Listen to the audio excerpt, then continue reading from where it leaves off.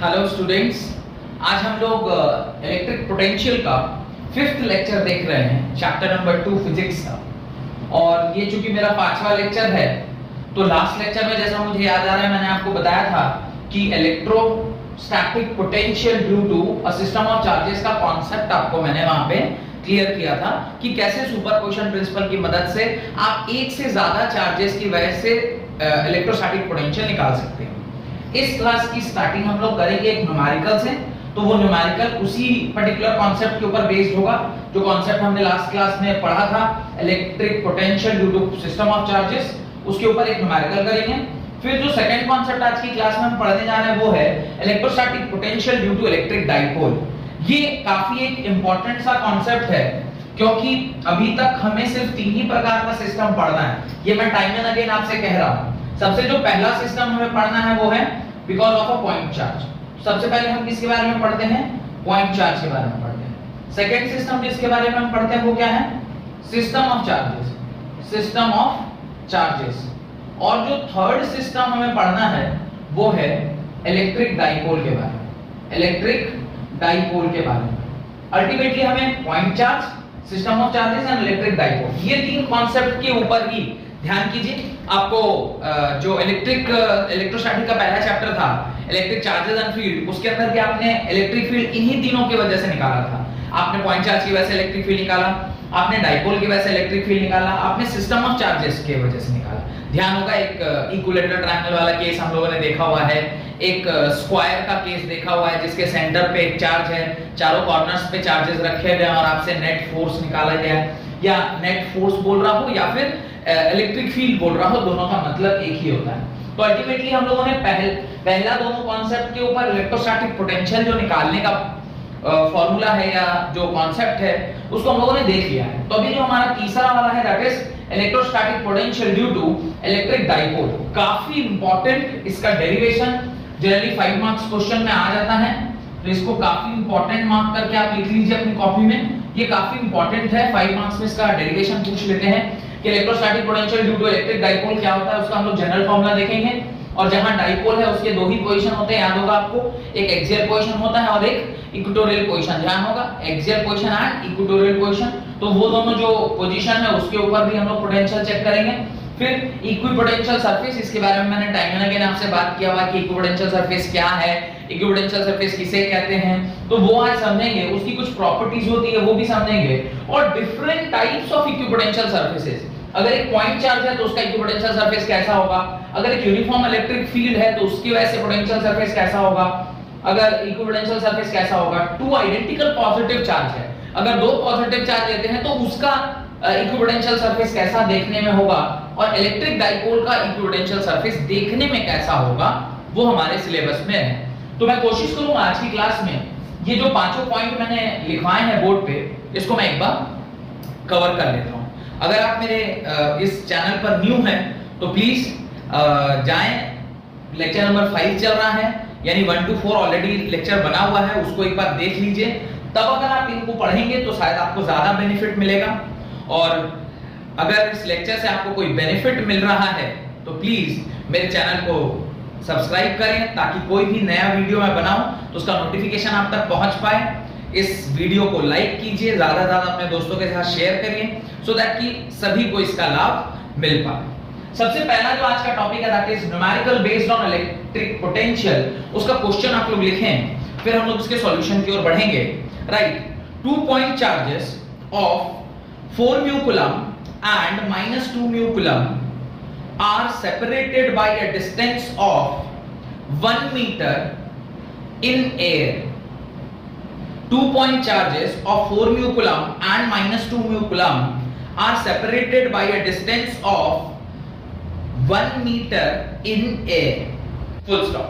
Calculate at which point on the line joining the 2 charges is the equipotential बोल रहा हूं, is the electric potential 0. मैं एक बार वापस से पूरा क्वेश्चन दोहरा देता हूं। 2 point charges of 4 mu coulomb and -2 mu coulomb are separated by a distance of 1 meter in air. air को अंडरलाइन कर लीजिएगा, बहुत इंपॉर्टेंट है क्योंकि एयर का सिग्निफिकेंस है। Calculate at which point on the line joining the 2 charges is the electric potential is equal to 0। तो आपको वो पॉइंट बताना है जिसके ऊपर इलेक्ट्रिक पोटेंशियल क्या हो जाए, 0 हो जाए। सिमिलर एक सवाल हमने इलेक्ट्रिक फील्ड में भी किया हुआ था कि दो चार्जेस थे और बताना था कि किस पॉइंट पे नेट इलेक्ट्रिक फील्ड 0 होगा। यहां पर क्या पूछ रहा है, इलेक्ट्रिक फील्ड 0 नहीं पूछ रहा, आपसे पूछ रहा है इलेक्ट्रिक पोटेंशियल कहां पे 0 होगा। जहां पर फील्ड 0 करना था वहां पे हम लोगों ने उसका वेक्टर सम 0 कर दिया था, यानी नेट इलेक्ट्रिक फील्ड का वैल्यू जो कि E1 E2 E3 dot dot dot dot En, उसमें E नेट की वैल्यू 0 कर दी थी। इस सवाल में हमें क्या करना चाहिए, इंडिविजुअली दोनों चार्जेस की वजह से जो पोटेंशियल डेवलप होगा उसको लिख लेना चाहिए और इसका रिजल्टेंट को किसके बराबर कर देना चाहिए, 0 पर। किसी एक पॉइंट पर तो वो 0 होगा ही होगा। ठीक है, तो इसको सॉल्व करते हैं। पहले आप लोग एक बार कोशिश करिए, हो जाता है तो वेल एंड गुड, नहीं तो फिर मैं सॉल्व करूंगा इसे।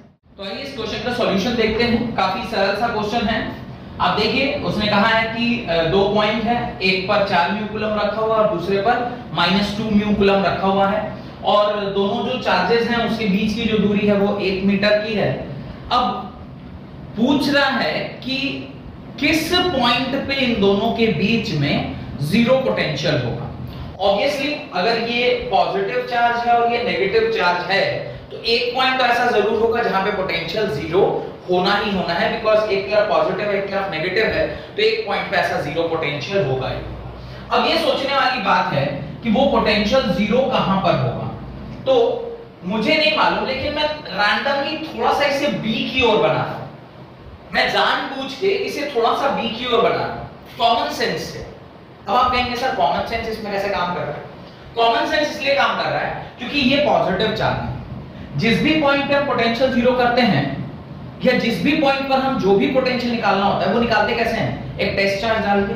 सपोज एक टेस्ट चार्ज मैं यहां डाल रहा हूं तो ऑब्वियस है कि इस वाले चार्ज से जितनी दूरी पर वो पॉइंट होगा उतना वहां पे पोटेंशियल 0 होगा, क्योंकि जैसे जैसे ये इसके करीब आ रहा होगा इसका पोटेंशियल बढ़ रहा होगा।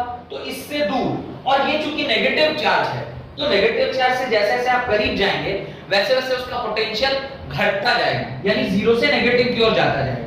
तो एक पॉइंट इससे थोड़ा सा दूर, इससे ज्यादा दूर पर हम लोगों ने क्या मान लिया है कि नेट पोटेंशियल आपका क्या हो रहा है, 0 हो रहा है।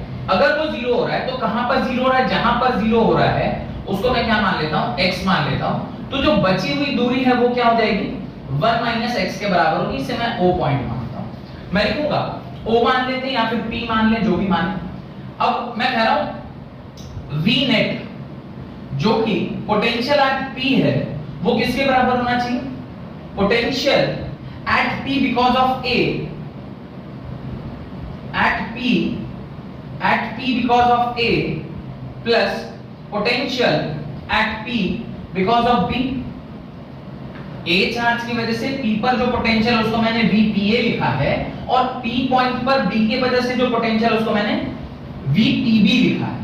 अब वो खुद ही कह रहा है कि वो पॉइंट निकालना है जिस पर नेट पोटेंशियल क्या हो जाए, 0 हो जाए। तो जहां पर नेट पोटेंशियल उसको मैं 0 कर देता हूं, 0 इज इक्वल टू, अब देखिए vpa का फॉर्मूला, तो vpa इज बेसिकली, उसके लिए पहले मैं आपको पोटेंशियल का फॉर्मूला बता दूं। पोटेंशियल क्या होता है, charge divided by 4 pi epsilon naught into r। ये फॉर्मूला आपको ध्यान होना चाहिए अल्टीमेटली, बिकॉज़ हम लोग को क्या निकालना है, पोटेंशियल निकालना है। तो अब इसकी वैल्यू क्या है, मैं लिखूंगा 4 × 10⁻⁶ coulomb whole divided by 4 pi epsilon naught into, अब यहां से इसकी दूरी कितनी है, मैं यहां x लेते हैं, प्लस vpb कितना होगा, -2 × 10⁻⁶ coulomb whole divided by 4 pi epsilon naught into 1 - x। ये पूरी क्वांटिटी अगर 0 है, इस तरफ कोई चीज अगर नेगेटिव है तो इधर आएगी तो क्या हो जाएगी, पॉजिटिव।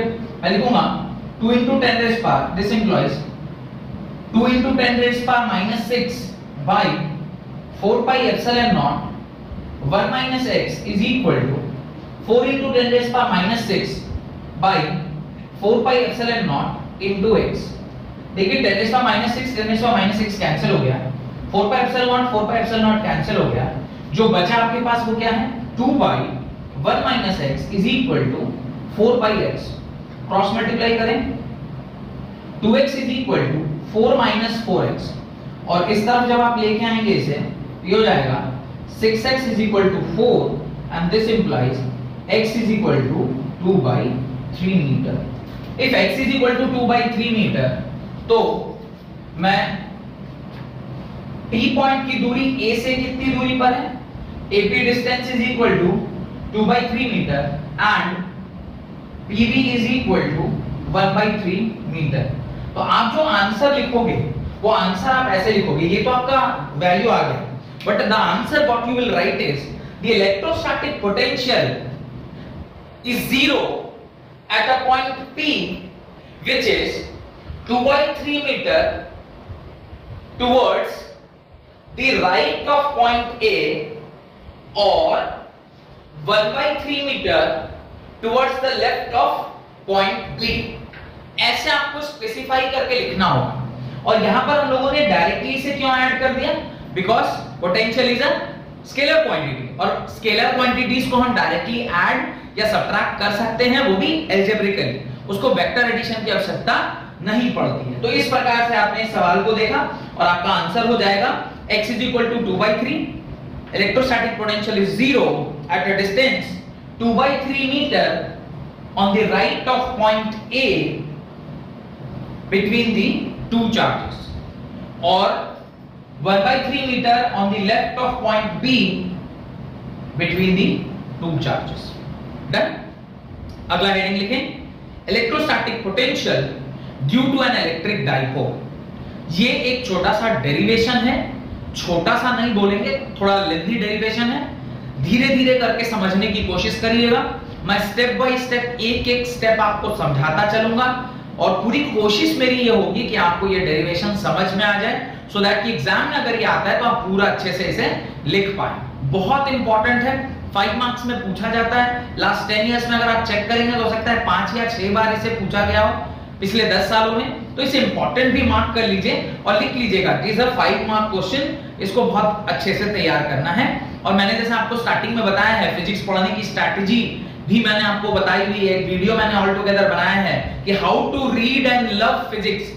उसके अंदर भी मैंने बताया है कि कैसे आप फिजिक्स के नोट्स बनाएंगे, किस प्रकार से आपका फिजिक्स का नोट्स बनना चाहिए, कितनी कॉपियां होनी चाहिए आपके पास, एनसीईआरटी के लिए क्या करना है, डेरिवेशंस के लिए क्या करना है, आप जो लेक्चर सुन रहे हैं या पढ़ रहे हैं उसके लिए अलग से एक नोट्स होना चाहिए। वो पूरी स्ट्रैटेजी बाकायदा मैंने उस पर्टिकुलर लेक्चर में बनाया है। आप मेरे सर्च लिस्ट में जाएं, प्लेलिस्ट में जाएं, वहां पे स्ट्रैटेजी नाम का एक प्लेलिस्ट है, उस प्लेलिस्ट में आप देखिएगा फिजिक्स को पढ़ने का तरीका मैंने वहां पे सिखाया है। होगा तो मैं डिस्क्रिप्शन बॉक्स में उसका लिंक भी डाल दूंगा, सो दैट कि आप उसे बड़ी आसानी से ढूंढ पाएं। पर मेरे प्लेलिस्ट में है, उसको एक बार जाके देखिए, सो दैट कि आपको, अगर आप नहीं सीख पा रहे हैं या नहीं समझ पा रहे हैं कि फिजिक्स कैसे पढ़ना है, तो वहां से जाके आप सीख सकते हैं। ठीक है, तो अगला डेरिवेशन करते हैं, राइट। लिखें, consider N electric dipole consisting of charge plus q and minus q separated by a distance of 2a। देखिए क्या कह रहा है, हमें कंसिडर करना है एक डाइपोल जो उसके पॉजिटिव चार्ज है और नेगेटिव चार्ज है, और उन दोनों के बीच की दूरी क्या है, 2a, and P is a point on which the resultant electrostatic potential is calculated because of this dipole.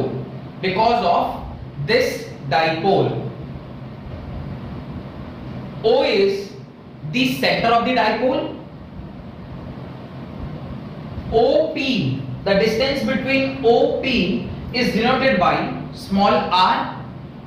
Distance between negative charge and P is denoted by R1, and distance between positive charge and P is R2। यहां तक अगर आपको समझ में आ गया है, और यहां एंगल थीटा है और ये टोटल 180, अगर ये थीटा है तो ये 180 माइनस थीटा के बराबर है। तो ये डायग्राम मेरे ख्याल से आपको बहुत अच्छे से समझ में आ गया होगा। तो अब हम लोग अपना डेरिवेशन स्टार्ट करते हैं। देखिए डेरिवेशन में क्या है, सबसे पहले हमें V1 निकालना है। V1 is what, potential because of negative charge. Potential because of negative charge आप क्या लिखोगे, minus q 4 pi epsilon naught into r1। Similarly V2 आप क्या लिखोगे? V2 is what? This positive charge is considered as V2, तो इसे मैं क्या लिखूंगा? Plus Q by 4 pi epsilon naught R2. R2 is the distance between positive charge and the point जिस पे हमें कैलकुलेट करना है, और R1 is the distance between the negative charge and the point जहां पे हमें कैलकुलेट करना है।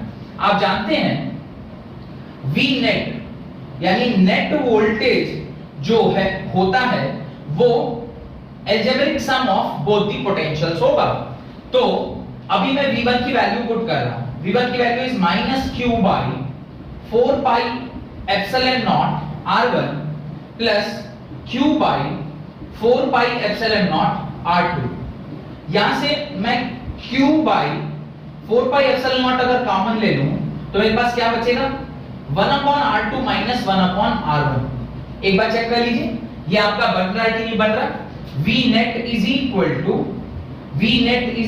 to this particular फॉर्मूला आपका बन के आ रहा होगा। अब इस फॉर्मूले में एक छोटा सा प्रॉब्लम है। इस फॉर्मूले में प्रॉब्लम ये है कि ना तो मुझे R1 मालूम है ना मुझे R2 मालूम है। तो R1 और R2 हम तो नहीं जानते, लेकिन ये जो R है ये somehow we know because ये सेंटर ऑफ डाइपोल से उसकी दूरी है, तो D हमें पता है या फिर 2a हमें पता है।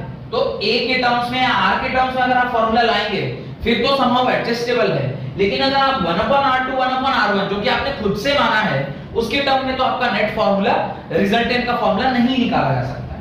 इसीलिए हम लोगों ने ये R1 और R2 का ये रिजल्टेंट वेक्टर का जो फॉर्मूला होता है, बिकॉज़ दिस इज डाइपोल और ये डिस्टेंस है, तो डाइपोल और डिस्टेंस के बीच में हम रिजल्टेंट निकाल सकते हैं, because displacement vector and dipole भी एक वेक्टर क्वांटिटी है, बिकॉज़ उसका भी नेगेटिव से पॉजिटिव की ओर डाइपोल का डायरेक्शन होता है। तो हमने वहां से लिखा R1 का होल स्क्वायर यानी this whole square is equal to this vector का होल स्क्वायर, दिस वेक्टर का whole square and the 2ar angle between them. आपको ध्यान होगा, अगर नहीं ध्यान है तो देख लीजिए, मैं क्लास 11th में ये सब एक्चुअली पढ़ाई होती है।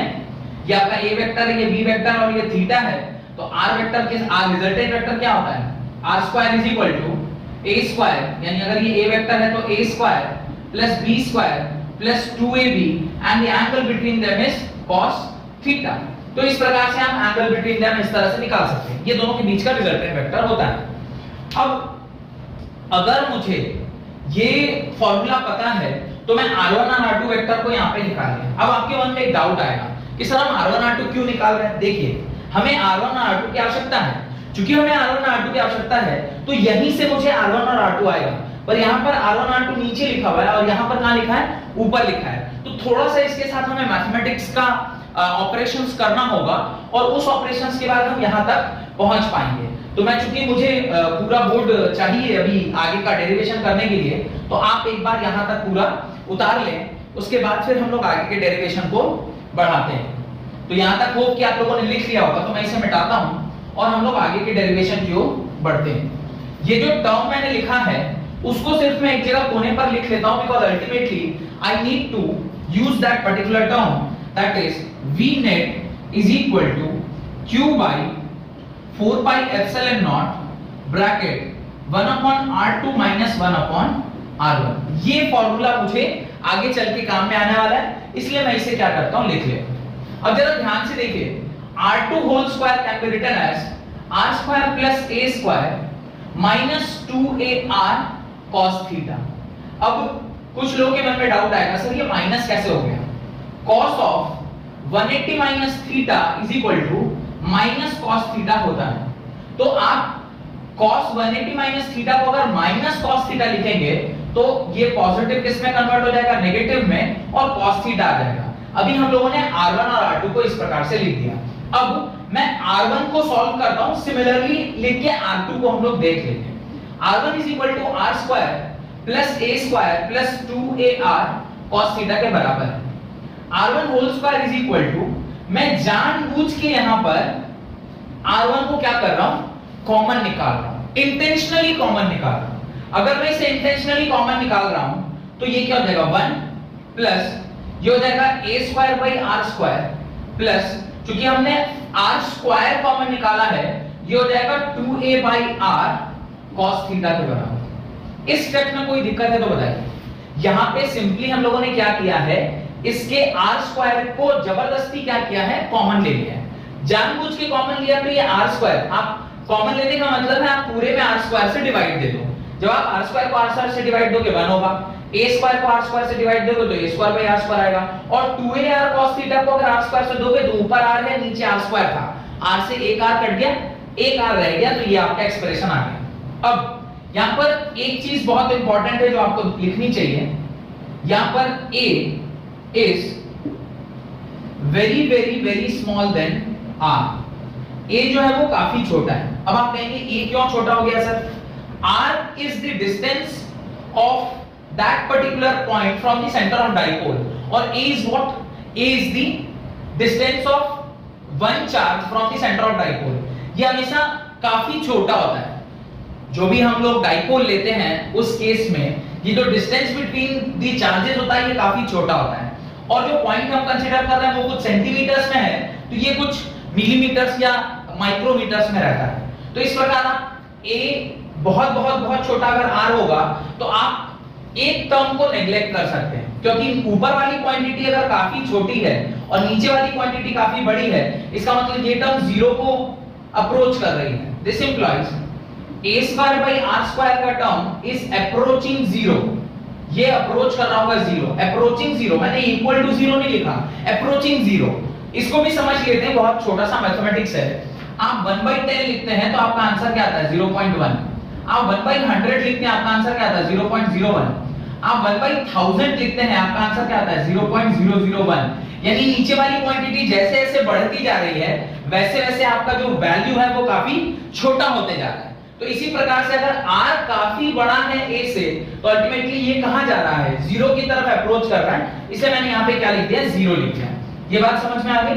ये बात अगर समझ में आ गई आपको तो इस एक्सप्रेशन में हम ये जो बीच वाला टर्म है उसको क्या कर देते हैं, अप्रोचिंग जीरो कर देते हैं। तो क्या आएगा, r1 का whole square is equal to r square bracket 1 plus 2a by r cos theta, ये हमारा एक्सप्रेशन निकल के आ गया। अब r1 का होल स्क्वायर, इसको ना क्या करते हैं, रूट में कन्वर्ट करते हैं। अगर ये रूट में कन्वर्ट होगा तो ध्यान से देखिए क्या लिखेंगे, r square bracket 1 plus 2a by r cos theta, इसको जब और फर्दर आप सॉल्व करके लिखोगे तो r स्क्वायर का क्या लिखोगे r, और इसको क्या लिखोगे ध्यान से देखना 1 upon 2a by r cos theta के पावर 1/2। ये भी सिंपल मैथमेटिक्स है, √3 इज इक्वल टू 3 के पावर 1/2। अब यहाँ पे अगर मान लो a लिखा होता तो आप लिखते a is equal to a के पावर 1/2, तो जो भी टर्म का रूट होता है अपन उसके पावर 1/2 लिख देते हैं। अब r आ गया तो हम लोग 1/r1 निकालेंगे।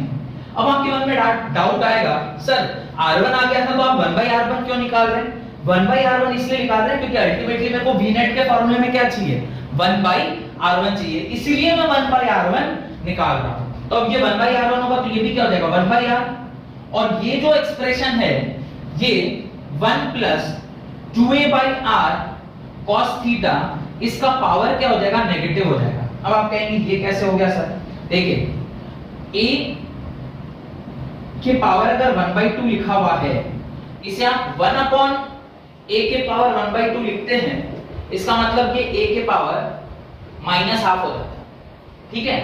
a के पावर 1/2 अगर आप इस तरह लिख रहे हैं तो a के पावर -½ हो जाएगा। क्यों?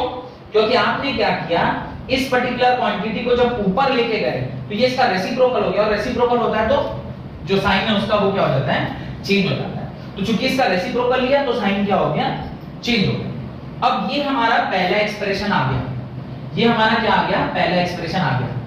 अब 1/r1 अगर मैंने निकाल लिया है तो क्या मैं डायरेक्टली 1/r2 लिख दूं सिमिलरली करके, आप उसके नीचे लिखिए सिमिलरली 1/r2 इज इक्वल, बताइए क्या होगा, 1/r bracket 1 minus 2a by r cos theta के पावर -½ कोई दिक्कत? तो ये दोनों एक्सप्रेशन आपको क्या करना चाहिए, अपनी कॉपी में लिख लेना चाहिए। 1/r2 is equal to 1/r bracket 1 plus 2a by r cos theta के पावर माइनस हाफ। ये 1/r2 और 1/r1 निकाल के आप दोनों को डब्बे में बंद कर लीजिए। इसको आप लिख दीजिए इक्वेशन नंबर 1, इसको आप लिख दीजिए इक्वेशन नंबर 2, और अल्टीमेटली ये दोनों एक्सप्रेशन हमें कहां रखने हैं, यहां पे रखने हैं। यहां तक एक बार लिख लीजिए, तो फिर मैं ये सारा कुछ एक बार मिटा देता हूं, सो दैट कि फिर हम लोग ये फर्दर डेरिवेशन को क्या कर सकें, आगे बढ़ा सकें। ठीक है, यहां तक लिख लिया सबने? तो मैं इसे क्या करता हूं, इस वाले चीजों को मिटा देता हूं। होप कि सबने लिख लिया। एक बार स्क्रीनशॉट ले लीजिए एंड देन विल कंटिन्यू। ठीक है, चलिए अभी इसको मैं मिटा रहा हूं क्योंकि मेरे को जो एक्सप्रेशन चाहिए था वो मेरे पास ऑलरेडी अब आ चुका है। तो उस एक्सप्रेशन की मदद से हम लोग आगे का पूरा डेरिवेशन क्या कर लेंगे, कंटिन्यू कर लेंगे। ठीक है, ये दोनों एक्सप्रेशन ही हमारे लिए काफी इंपॉर्टेंट था। जो तीनों एक्सप्रेशन हमें चाहिए थे वही तीनों अब मैं बोर्ड पर रखा, बाकी सब मैंने मिटा दिया। v net is equal to, आप क्या लिखोगे, q by 4 pi epsilon naught। अब ध्यान से देखिएगा, 1/r2 1/r bracket 1 plus 2a/r cos theta. Sorry, यहां पे एक छोटी सी गलती हो गई है, ये प्लस नहीं होगा, माइनस होगा। आप एक बार r2 का एक्सप्रेशन देख लीजिएगा, वहां पे ये माइनस है। ठीक है, तो ये माइनस होगा का पावर माइनस हाफ। ये आपका पहला एक्सप्रेशन है। इसके साथ इस एक्सप्रेशन से हमें क्या घटाना है, ये दूसरा वाला एक्सप्रेशन, दैट इज 1/r, फिर से bracket 1 plus 2a/r cos theta के पावर माइनस हाफ, और इसको यूं इस प्रकार से हमें बंद करना है। ये आपका पूरा एक्सप्रेशन आ गया। v net is equal to q by 4 pi epsilon naught 1/r 1 minus 2a/r cos theta के power minus half minus 1/r 1 plus 2a/r cos theta के पावर माइनस हाफ। मैंने इन दोनों टर्म्स को क्या किया है, सिंपली वहां पे लिख दिया है। एक छोटी सी यहाँ पे गलती हो गई थी, शायद दोबारा लिखने में यहाँ पे मैंने माइनस को प्लस लिख दिया था। एक बार इसको करेक्शन कर लीजिएगा। अब मैं इन एक्सप्रेशंस को भी यहां से क्या कर रहा हूं, मिटा रहा हूं, सो दैट कि आप आगे के एक्सप्रेशंस को, आगे के डेरिवेशन को आसानी से देख पाए। अब मैं लिखता हूं v net is equal to 1/4 pi epsilon naught। अब देखिए, क्या मैं यहां से 1/r कॉमन ले सकता हूं? ध्यान से देखिएगा, कैन आई टेक 1/r? वहां पे भी है, यहां पे भी है, मैं पूरे में से 1/r ले लेता हूं। मेरे पास क्या बचेगा, देखिए 1 minus 2a/r cos थीटा के power minus half minus bracket 1 plus 2a/r cos theta के पावर माइनस हाफ और ब्रैकेट बंद। यहाँ पे एक छोटा सा कॉन्सेप्ट यूज होता है, उसको बोलते हैं बाइनोमियल एक्सपेंशन। क्या बोलते हैं उसको? Binomial expansion. जो लोग 11th क्लास में मैथ्स लिए होंगे, यानी जिन लोगों ने मैथ्स ले रखा है, उनको तो ये वाला कॉन्सेप्ट पता होता है। जो लोग बायो के स्टूडेंट हैं, वो उन लोगों के लिए थोड़ा सा ये नया है। तो सिर्फ आपको ध्यान रखना है, जो फॉर्मूला मैं अभी आपसे कह रहा हूं, दैट्स इट। उससे ज्यादा आपको कोई बुद्धि लगाने की आवश्यकता नहीं है। आप लिखेंगे 1 प्लस x के power n is equal to 1 plus nx के बराबर होता है, वेयर आप एक कंडीशन वहां पे लिखते हैं, x जो है वो काफी छोटा हो 1 से। x जब काफी छोटा हो 1 से। अब आप देखिए, ये जो भी हमने यहाँ पे लिखा है बाइनोमियल एक्सपेंशन का कॉन्सेप्ट, ये हमारे पर्टिकुलर डेरिवेशन में क्या हो रहा है, लागू हो रहा है। क्यों लागू हो रहा है? देखिए 1 प्लस या minus, that is not that important, because इसको भी आप प्लस के फॉर्म में लिख सकते हैं। 1 माइनस 2a/r cos थीटा के पावर समथिंग, 1 प्लस x के पावर समथिंग, 1 प्लस x के पावर समथिंग। और वो जो कंडीशन है कि x जो है वो काफी छोटा होना चाहिए, क्योंकि a ही काफी छोटा है, तो a/r तो बहुत छोटा होगा।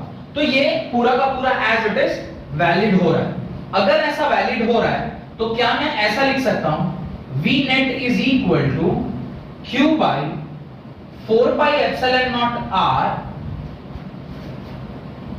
ब्रैकेट में 1 माइनस, अब ये माइनस है, ये देखिए क्या हो जाता है, nx हो जाता है, यानी जो भी यहां लिखा है वो आगे आके मल्टीप्लाई हो जाता है। तो मैं देखिए ध्यान से, 1 माइनस ये यहां लिखा गया इनटू जो पहले से लिखा हुआ है 2a/r cos थीटा, ये तो इसके साथ हुआ, माइनस इसके साथ भी वही होगा 1 प्लस जो यहां लिखा है वो यहां आ जाता है आगे into 2a/r cos theta bracket में। इसको देखिए q by 4 pi epsilon naught r bracket, ध्यान से देखिए 1 माइनस माइनस इज प्लस, 2 से 2 कैंसिल, क्या बच गया a/r cos थीटा, ये वाली ब्रैकेट बंद, माइनस इसको भी ध्यान से देखिए 1 प्लस माइनस इज माइनस, 2 से 2 cancel, a/r cos theta bracket बंद। आगे देखिए q by 4 pi epsilon naught r, इसको थोड़ा ध्यान से, अब इसको हम लोग खोलेंगे, क्या लिखेंगे 1 plus a/r cos theta plus minus is minus 1, minus minus is plus ar cos theta bracket में। अब देखिए यहां पे जो कट रहा होगा उसे काट दीजिए, काट दिया, आपके पास क्या बचा q by 4 pi epsilon naught r bracket में क्या बचा ar cos theta plus ar cos theta, मैं लिखूंगा 2a/r cos थीटा। कोई दिक्कत? यहां तक मेरे ख्याल से आपको कोई दिक्कत नहीं होगी, तो फिर मैं v नेट को यहां लिख रहा हूं, यहां के बाद मैं इधर आया हूं, तो चेक कर लीजिएगा एक बार, ये यहां से मैं इस तरफ आ रहा हूं अभी, v net is equal to q by 4 pi epsilon naught r into 2a/r cos theta. अब देखिए क्या क्या चीजें यहां पर, कुछ कटने वटने वाला है क्या? नहीं कटने वाला है, लेकिन एक चीज मुझे दिखाई दे रही है, देखिए मैंने ये फॉर्मूला स्टार्टिंग में ही लिख दिया था, डाइपोल का फॉर्मूला होता है magnitude of dipole is equal to होता है charge into distance between them. 2a और q का एक्सप्रेशन यहां पर लिखा हुआ है, तो क्या मैं इन दोनों के लिए यहां पर p का टर्म लिख सकता हूं? I have written p directly. p अगर मैं लिख रहा हूं तो ये हो जाएगा p cos theta by 4 pi epsilon naught r square। v net जो हमारा निकल के आया है वो आया है p cos theta by 4 pi epsilon naught into r square। इसको आप डब्बे में बंद कर लीजिए। इस पूरे डेरिवेशन का ये जो फाइनल एक्सप्रेशन है ये काफी ज्यादा इंपॉर्टेंट है, तो हो कि ये डेरिवेशन एक एक स्टेप बाय स्टेप आपको समझ में आया है, क्योंकि मैंने कोई भी बीच में एडिटिंग नहीं किया है। उसका रीजन यही है कि आपको कोई भी ऐसा चीज ना हो कि आपको लगे कि सर ये सडनली कहीं से आ गया है, एकदम एक ही शॉट में पूरा वीडियो कंप्लीट कर रहा हूं ये वाला डेरिवेशन पार्ट का। उसका रीजन यही था कि आप हर एक स्टेप देखें कि मैंने कहां से क्या उठाया है, कहां क्या लिया है और कैसे कैसे करके ये फाइनल एक्सप्रेशन आपका निकला है।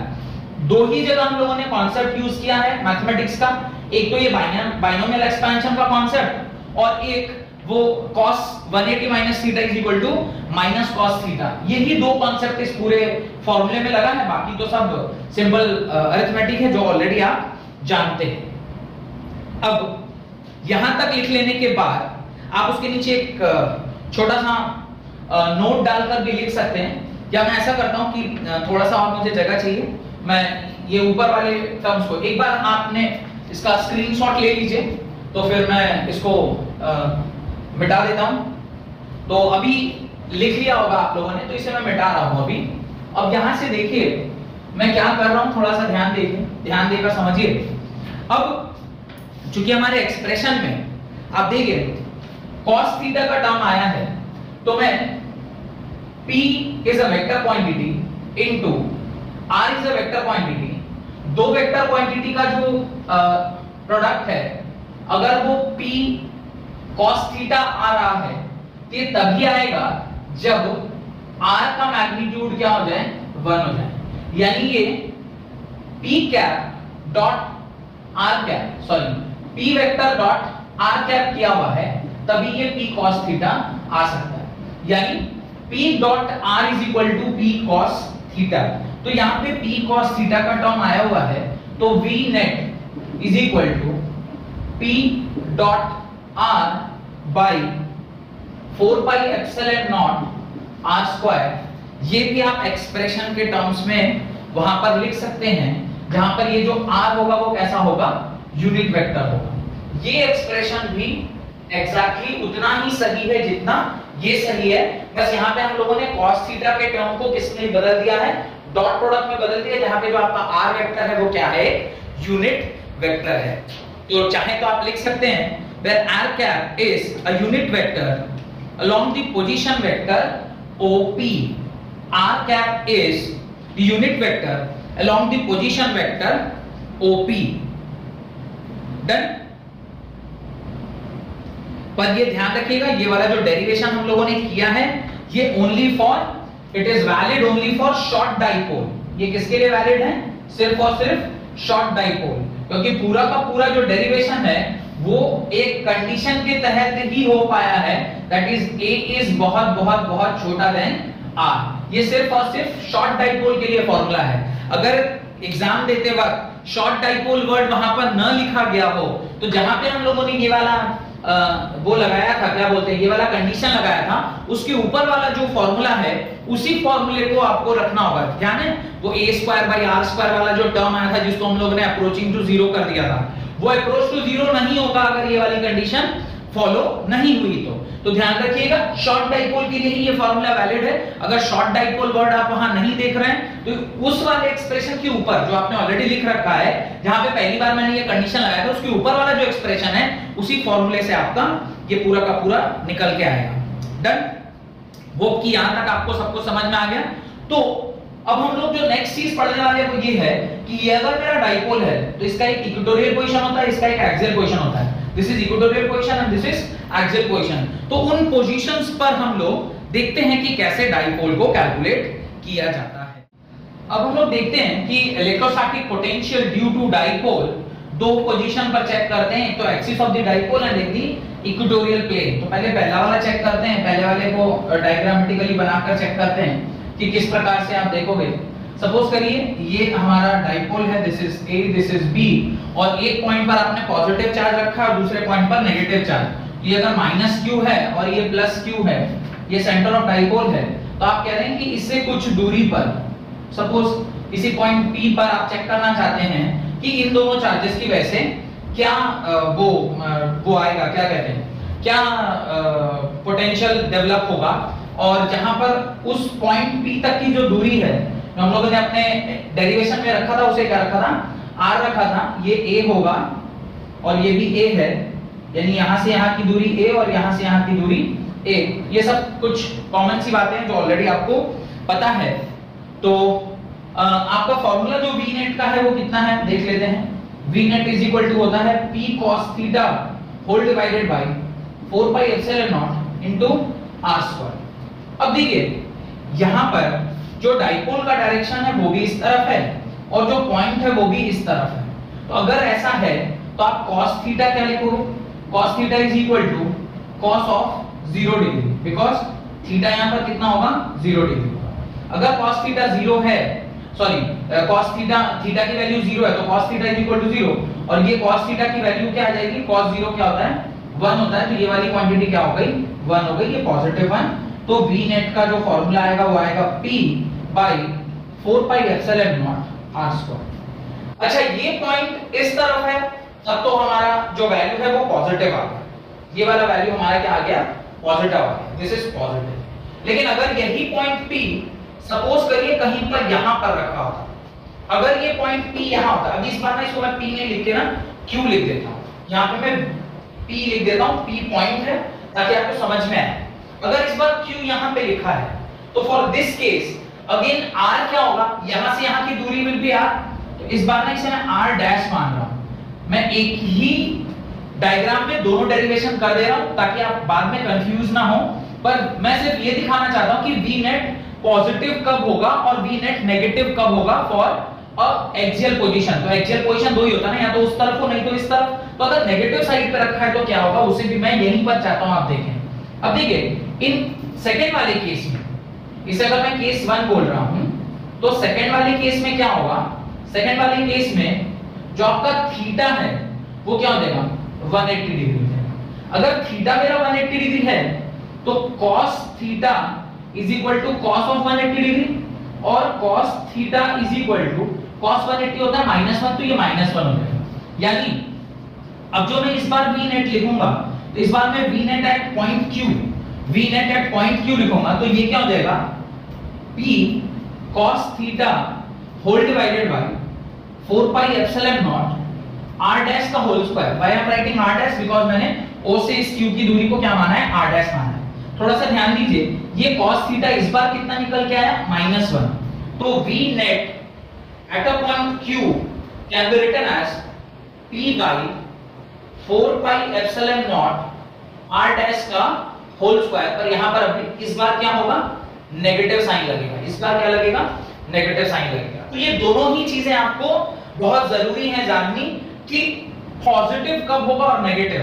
अगर ये पॉजिटिव चार्ज है और उसके पास में आप किसी पॉइंट पर चेक कर रहे हैं तो उसका पोटेंशियल पॉजिटिव आएगा, लेकिन अगर कोई नेगेटिव चार्ज है उसके पास अगर आप चेक कर रहे हैं तो उसका पोटेंशियल नेगेटिव आएगा। आना भी चाहिए, मैंने आपसे पहले भी कहा है कि पोटेंशियल सिर्फ और सिर्फ किसके ऊपर डिपेंड करता है, नेचर ऑफ चार्ज के ऊपर। पॉजिटिव चार्ज के लिए पॉजिटिव पोटेंशियल और नेगेटिव चार्ज के लिए नेगेटिव पोटेंशियल। तो इस प्रकार से आप कंडीशन ध्यान रखिएगा, पॉजिटिव तब आता है जब थीटा कितना हो, 0 डिग्री, ये बहुत इंपॉर्टेंट कंडीशन है।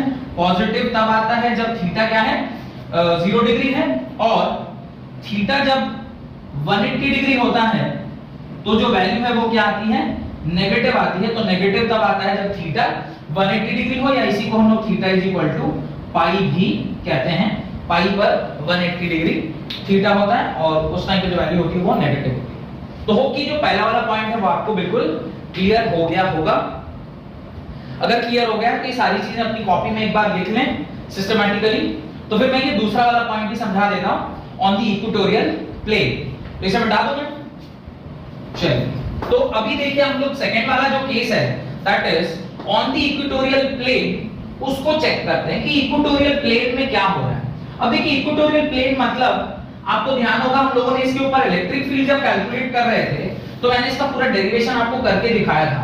उस डेरिवेशन के अंदर जो इक्वेटोरियल प्लेन हम लोग कंसीडर करते हैं वो कौन सी लाइन होती है, जो सेंटर ऑफ डाइपोल होके क्रॉस कर रही होती है, उसी लाइन को हम लोग क्या कहते हैं, इक्वेटोरियल प्लेन कहते हैं। तो इस प्रकार से अगर मान लीजिए ये मेरा डाइपोल है, इसको -q, दिस इज +q, और ये आपका सेंटर ऑफ डाइपोल है, तो इस पॉइंट पर, यहां पर सपोज करिए मैंने कोई पॉइंट P रखा है, तो अगर इस पॉइंट P पर मैं चेक करना चाहता हूं कि भाई क्या होगा V net, तो उसको चेक करने के लिए ध्यान होगा इस तरह का हम लोगों ने ट्रायंगल वैंगल बनाया था।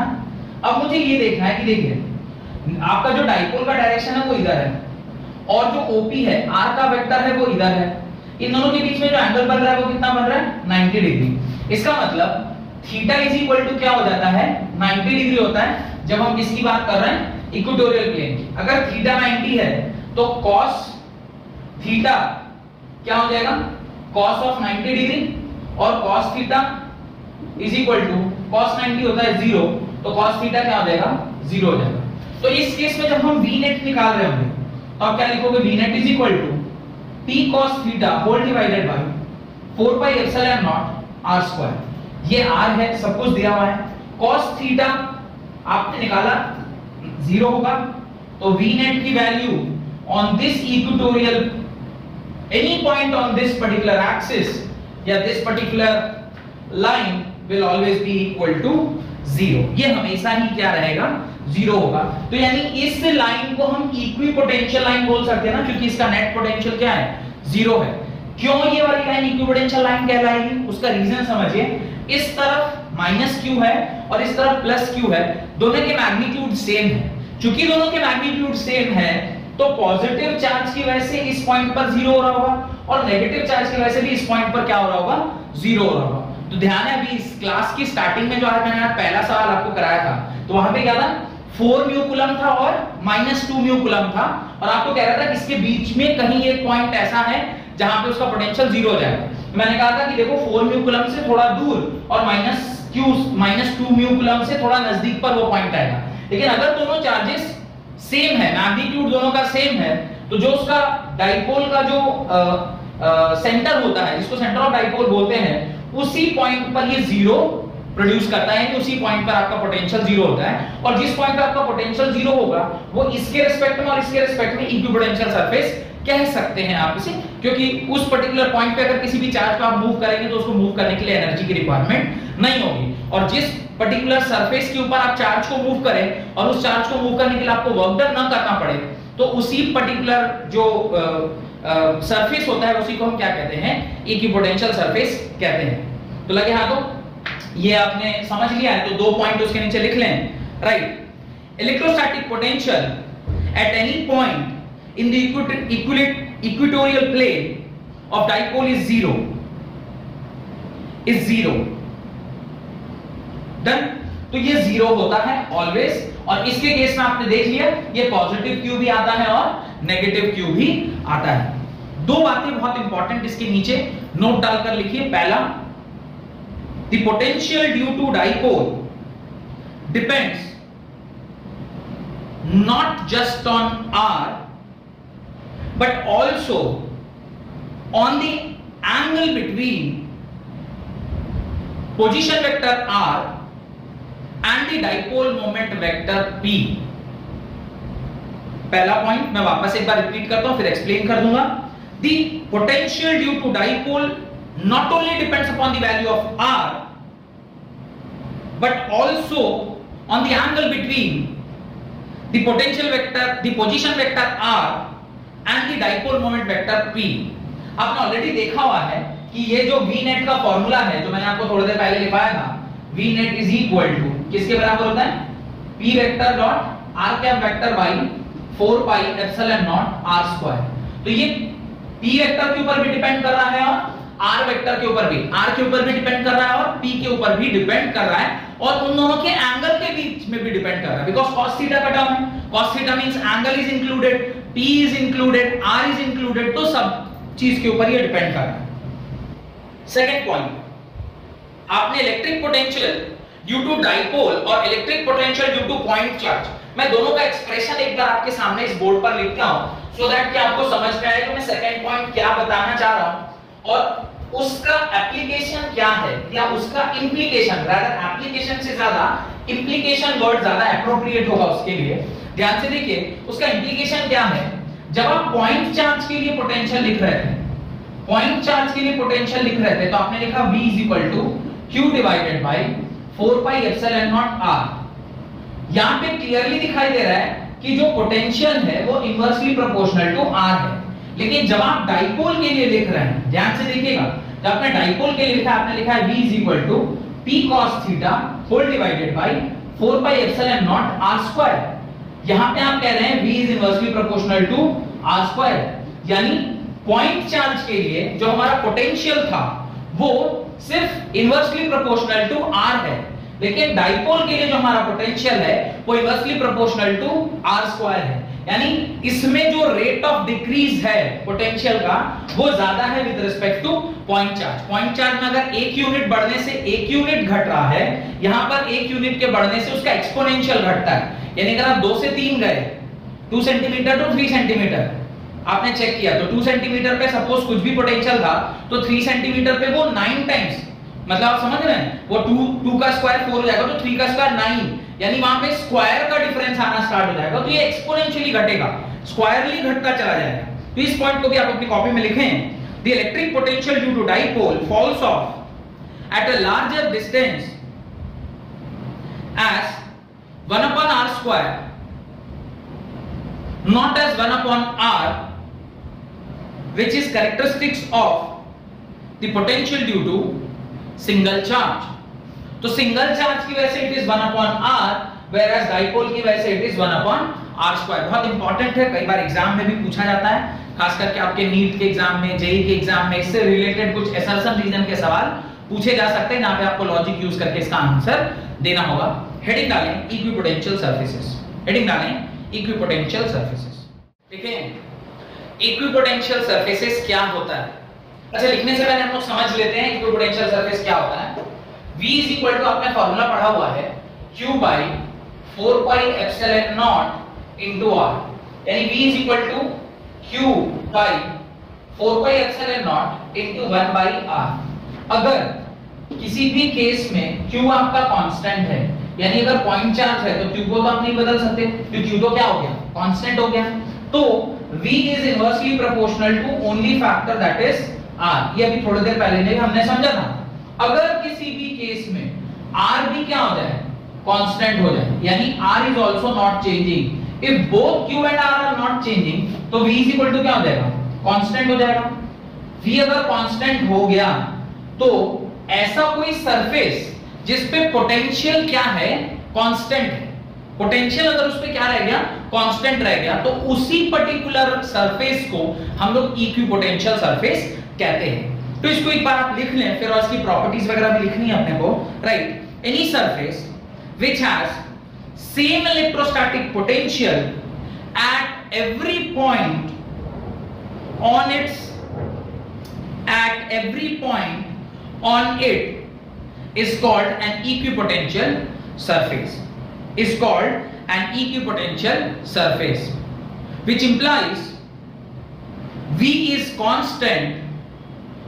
This implies V is constant if both Q and R is equal to constant। ये दोनों अगर कांस्टेंट होंगे तो पोटेंशियल भी क्या होगा, कांस्टेंट होगा। हम लोग को बेसिकली 4 ऐसे सिस्टम देखने हैं जिसके अंदर आप इक्विपोटेंशियल सरफेस को देखेंगे, एक एक करके समझेंगे हम लोग उन चारों को।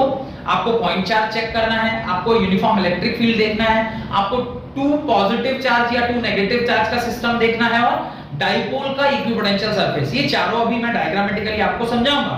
उससे पहले आप लिखें properties of equipotential surface, properties of equipotential surface. ये भी बहुत इंपॉर्टेंट सवाल है, 3 नंबर पे ये पूछा जाता है, right the properties of equipotential surface. इसको भी आप इंपॉर्टेंट मार्क कर लें, 3 मार्क्स का क्वेश्चन इसके ऊपर बनता है। What is right 5 properties of equipotential surfaces, 3 marks का क्वेश्चन है, इंपॉर्टेंट मार्क कर लीजिए, और उसके बगल में आप 3 मार्कर डाल लीजिए, क्योंकि ये भी एग्जाम में पूछा जाता है, right. Equipotential surface do not intersect each other, equipotential surface do not intersect each other, as it gives 2 directions of electric field at intersecting point, which is not possible, तो पहला जो उसने पॉइंट बताया काफी इंपॉर्टेंट पॉइंट है कि कोई भी जो 2 इक्विपोटेंशियल सरफेस हैं, suppose this is one of the equipotential surface, ये एक इक्विपोटेंशियल सरफेस है, और उसके बगल में एक और कोई ये इक्विपोटेंशियल सरफेस है, ये दोनों आपस में कभी भी इंटरसेक्ट नहीं कर सकते।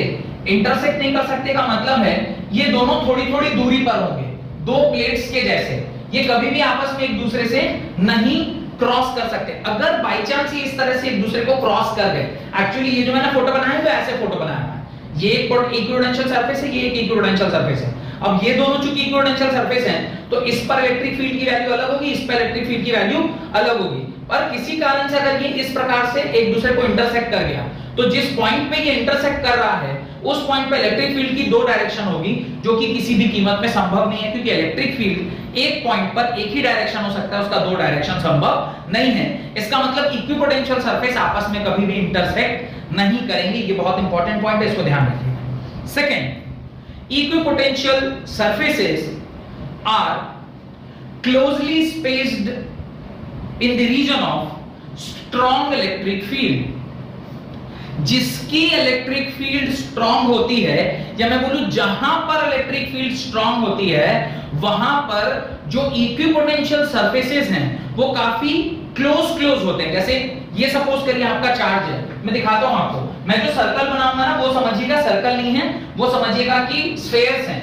जो अभी मैं बनाऊंगा बोर्ड पर, आप उसे सर्कल्स ना समझ के आप उसे क्या समझेंगे, आप उसे समझेंगे वो स्फेयर बनाया हुआ है। आप ध्यान से देखिए, ये अगर आपका नेगेटिव चार्ज है, सब ये आपका पॉजिटिव चार्ज है, और इस पॉजिटिव चार्ज का मैं इस प्रकार से क्या बना रहा हूं, उसके इलेक्ट्रिक फील्ड्स बना रहा हूं। ध्यान से देखिएगा, बहुत ही आसान है, आप समझ जाएंगे। वैसे तो ये डायग्राम मैं थोड़ी देर बाद आपको बनवाता ही, पर चूंकि ये कॉन्सेप्ट सिखाने के लिए मुझे इसे थोड़ा पहले बनाना पड़ रहा है, क्योंकि पॉइंट चार्ज का जो इक्विपोटेंशियल सरफेस है वो अभी मैं बना रहा हूं। ये आपका पहला फील्ड है, फिर उसके बाद ये आपका दूसरा इक्विपोटेंशियल सरफेस, फिर ये आपका तीसरा इक्विपोटेंशियल सरफेस, फिर ये आपका चौथा इक्विपोटेंशियल सरफेस, फिर ये आपका 5वां equipotential surface, and so on. अब देखिए, जैसे जैसे आप यहां से दूर जाएंगे वैसे वैसे इनकी जो बीच की दूरी है ना, ये क्या होती जाती है, बढ़ती जाती है।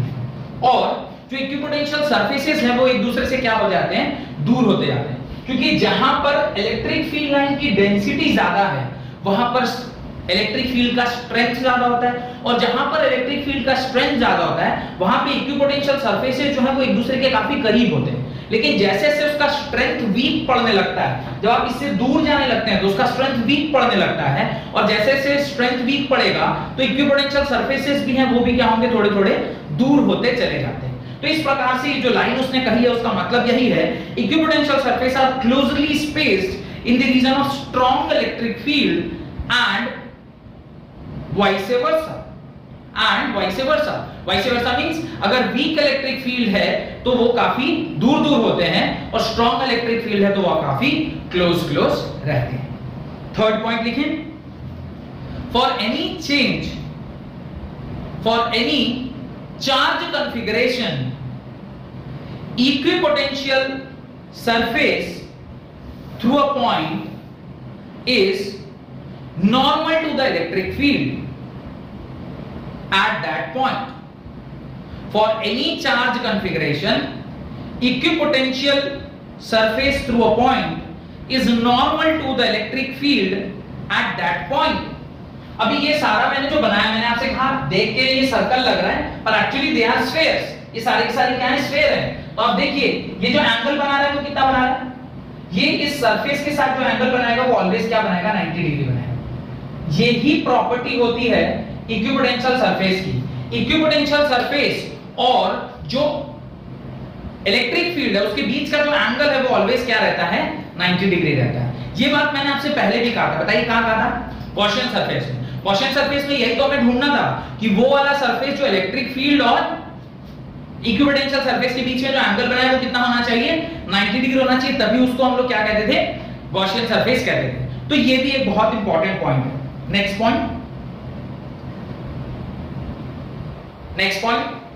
No work is required to move a test charge on the equipotential surface. एक टेस्ट चार्ज को, सपोज करिए कोई भी एक टेस्ट चार्ज आपने लिया है, ये सपोज करिए कोई टेस्ट चार्ज है, सपोज दिस इज Q। इसको आप अगर मूव करना चाहते हैं इस पॉइंट से इस पॉइंट तक, आपको इसको मूव करने के लिए कोई वर्क नहीं करना पड़ेगा।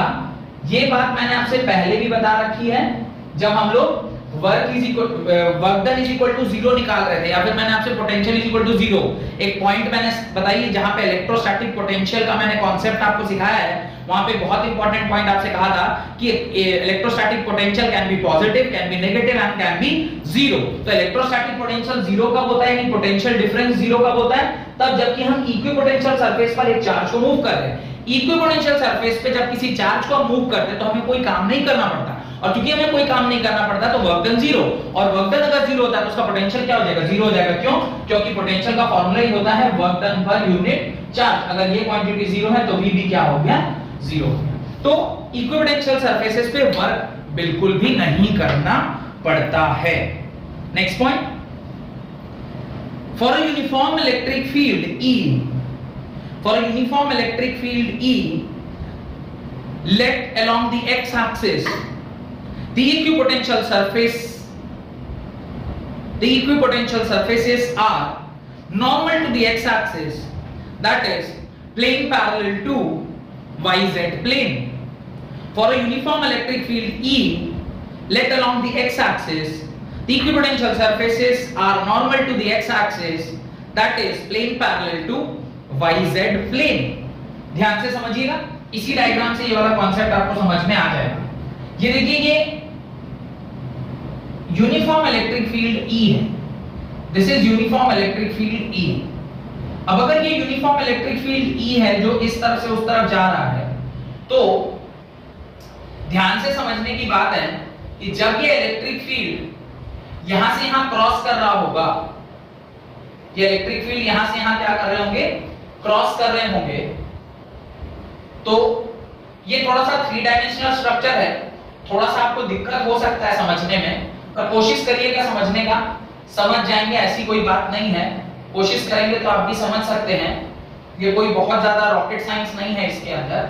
देखिए ये दो प्लेन्स रखे हुए हैं, यानी ये दोनों प्लेन हैं, और जो आपका इलेक्ट्रिक फील्ड लाइंस है वो इस तरीके से एक्स एक्सिस में जा रहा है, यानी ये आपका वो इक्विपोटेंशियल, ये पहला वाला सरफेस है इक्विपोटेंशियल सरफेस, और जो इलेक्ट्रिक फील्ड लाइंस है वो इधर है, ये यूनिफॉर्म इलेक्ट्रिक फील्ड लाइंस है। तो वो कह रहा है कि अगर uniform electric field lines towards X direction है तो जो इक्विपोटेंशियल सरफेस होगा वो perpendicular to X axis on yz plane होगा। Obviously this is y axis and this is z axis, तो yz प्लेन पर आपका परपेंडिकुलर टू x एक्सिस ही इक्विपोटेंशियल सरफेस, तो ये इक्विपोटेंशियल सरफेस है। But this is only applicable to uniform electric field, जो कि हमें बनाना ही था पर हमने अभी बना लिया है, कोई बात नहीं।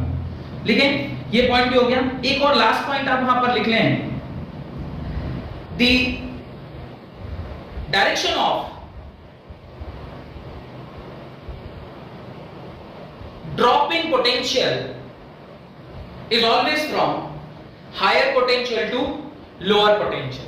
The drop in potential is always from higher potential to lower potential, that is the equipotential surface at higher potential to the equipotential surface at lower potential. इसी एग्जांपल से ही मैं इसे समझा देता हूं, इसी एग्जांपल से ही आप समझ जाएंगे। इसे ध्यान से देखिएगा, ये आपका पॉजिटिव चार्ज है, अगर ये पॉजिटिव चार्ज यहां पर होगा तभी इलेक्ट्रिक फील्ड लाइंस यहां से उस तरफ जा रही है, यानी इस तरफ कहीं पर क्या रहा होगा, नेगेटिव चार्ज रहा होगा, तभी आपकी इलेक्ट्रिक फील्ड लाइंस इस तरफ से उस तरफ जा रही हैं। अब इलेक्ट्रिक फील्ड लाइंस से जितनी करीब पर आप इक्विपोटेंशियल सरफेस बनाएंगे तो ये वाला जो आपका इक्विपोटेंशियल सरफेस है, इसको अगर मैं 1 बोलता हूं और इसको मैं इक्विपोटेंशियल सरफेस 2 बोलता हूं, मैं बोलूंगा potential of equipotential surface 1, potential of equipotential surface 1 is greater than the potential of equipotential surface 2, because ये पॉजिटिव चार्ज के ज्यादा करीब है तो इसका पोटेंशियल ज्यादा होगा, ये पॉजिटिव चार्ज से थोड़ा दूर है तो इसका पोटेंशियल कम होगा, और फील्ड लाइन का डायरेक्शन जो होता है वो always from higher potential to lower potential होता है। तो इस हिसाब से मैंने जो ये 5-6 पॉइंट था वो मैंने आपको अच्छे से एक्सप्लेन कर दिया है। अब कुछ डायग्राम हमें बनाने हैं, उस डायग्राम को बना के आज के लेक्चर को हम लोग यहाँ पे कंप्लीट करेंगे। आप वहां पर लिखें equipotential surfaces in different cases, equipotential surfaces in different cases. उसके अंदर पहला केस लिखें case 1 for a point charge, for a point charge, और फॉर अ पॉइंट चार्ज मैंने ऑलरेडी बोर्ड पर इक्विपोटेंशियल सरफेस बना रखा है, इसी को एज इट इज आप वहां पर बना दें। सिर्फ ये जो मैंने बाद में पढ़ाने के लिए वहां पे थोड़े से चेंजेस किए थे, उन सारी चीजों को आप थोड़ा सा चाहें तो मिटा भी सकते हैं, बिकॉज परपेंडिकुलर वो कोई गलत नहीं है, सही है, तो आप लिख भी देंगे तो कोई फर्क नहीं पड़ता, पर ये आप चाहें तो लिख सकते हैं, पर ये डायग्राम आपकी कॉपी में होना चाहिए in order to know the equipotential surfaces. और इक्विपोटेंशियल सरफेस है कौन से, ये जो लाइंस है ना, ये जो डॉटेड लाइंस है, this is only equipotential surface. पर ये देखकर कैसे लग रहे हैं, देख के ये सर्कुलर लग रहे हैं, पर एक्चुअली में दीज आर स्फेयर्स। ये जो सारे लाइंस है ना, दिस दिस दिस दिस, ये सारे क्या हैं, इक्विपोटेंशियल सरफेसेस है जो कि स्फेरिकल हैं, स्फेरिकल शेप के हैं। तो ये आप उसके नीचे बना लें।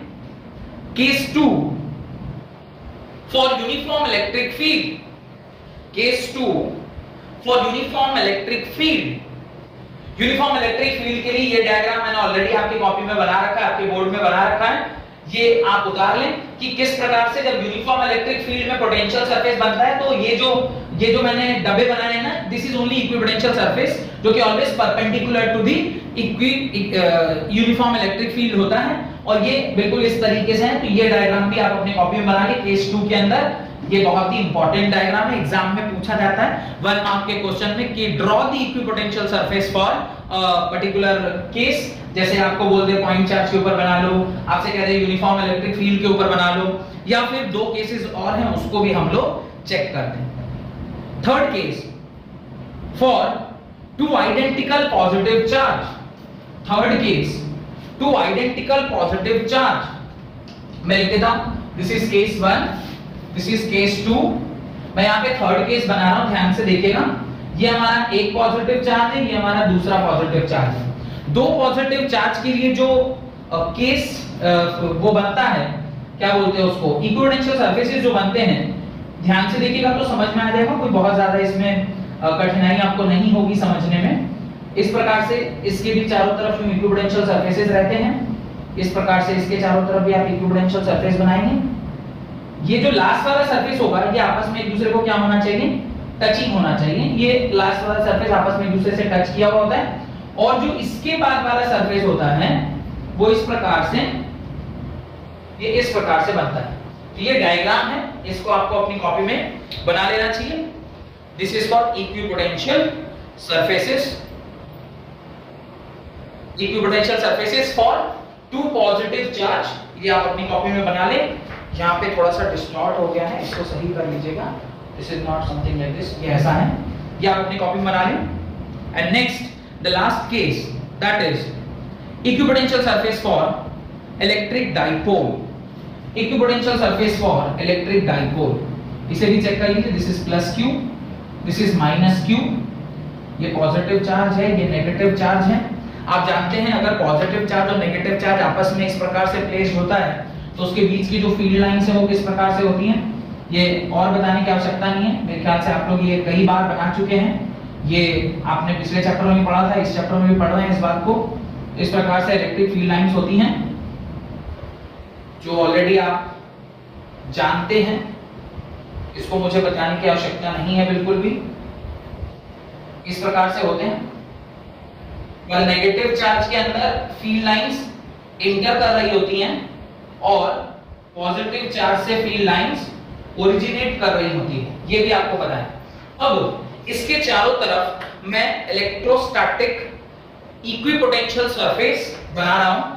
इसके चारों तरफ जो इक्विस्टैटिक पोटेंशियल सरफेसेस होंगे वो कुछ इस प्रकार से होंगे। अगर एग्जाम में ये क्वेश्चन आता है तो आप इस प्रकार से बस डायग्राम ही बना दीजिएगा तो आपका काम हो जाएगा। इसके चारों तरफ भी ये इस प्रकार से इक्विपोटेंशियल सरफेसेस इस प्रकार से रहते हैं। ये डायग्राम आपको एग्जाम में अगर आए तो बना देना है और आपको पूरा मार्क्स मिल जाएगा, ठीक है। तो ये चार केसेस आपको डायग्राम के तौर पे पता होनी चाहिए। ये केस किसके लिए था मैं लिख देता हूं वहां पे, this was for equipotential surface for a point charge. ये पॉइंट चार्ज के लिए है। ये किसके लिए है, ये second is for uniform electric field के लिए है। Third is for two similar charges, जहां पे मैंने क्या ले रखा है पॉजिटिव चार्ज, और ये जो है वो किसके लिए है, डाइपोल के लिए। यहां पे जो इक्विपोटेंशियल सरफेस है ये डॉटेड ब्लैक से जो मैंने बनाया है वो क्या है, इक्विपोटेंशियल सरफेस है। यहां पर ये सारे ही क्या हैं, इक्विपोटेंशियल सरफेस हैं। This all are equipotential surface. यहां पे ये जो सारे लाइंस हैं, ये सारे जो डॉटेड लाइंस हैं, these all are equipotential surface। और लास्ट ये जो है this is also equipotential surface। इस प्रकार से इक्विपोटेंशियल सरफेस का आपने पूरा कॉन्सेप्ट, उसकी पूरी जानकारी, कितने प्रकार के डायग्राम होते हैं, उसकी प्रॉपर्टीज क्या होती है और किस प्रकार से इक्विपोटेंशियल सरफेस को आप पहचानते हैं, ये सारा कुछ हमने कंप्लीट कर लिया है। होप कि जो मैं पढ़ा रहा हूं वो आपको समझ में आ रहा है। If you are understanding it, notes अगर अच्छे से आप बनाते जा रहे हैं और आपको अच्छा लग रहा है तो प्लीज मेरे वीडियो को लाइक करिए, ज्यादा से ज्यादा इसे शेयर करिए और मेरे चैनल को सब्सक्राइब जरूर कीजिए, सो दैट कि कोई भी मैं नई वीडियो अगर पोस्ट करूं तो उसका नोटिफिकेशन आप तक जरूर पहुंच पाए, और बेल आइकॉन को जरूर दबाइए सो दैट कि कोई भी वीडियो मैं डालूं तो उसका नोटिफिकेशन आप तक पहुंचे। बहुत बहुत धन्यवाद।